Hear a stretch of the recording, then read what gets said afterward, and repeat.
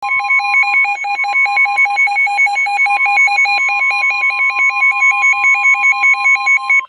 National Weather Service in Fort Worth has issued a severe thunderstorm warning for eastern Seminole County in north central Texas, southwestern Johnson County in north central Texas, central Bosque County in central Texas, northwestern Hill County in central Texas, until 9:15 p.m. Central Daylight Time.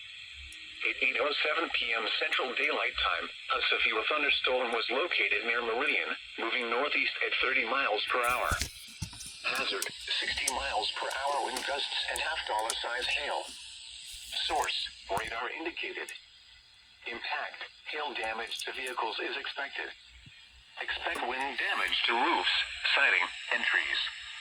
Locations impacted include Walnut Springs, Cleburne State Park, Eulogy, Meridian State Park, Copperle, Brazos Point, Meridian, Morgan, Retreat, Norse, Bloom, Lakeside Village, Nemo, Rainbow, Covington, and Lake Whitney. For your protection, get inside a sturdy structure and stay away from windows.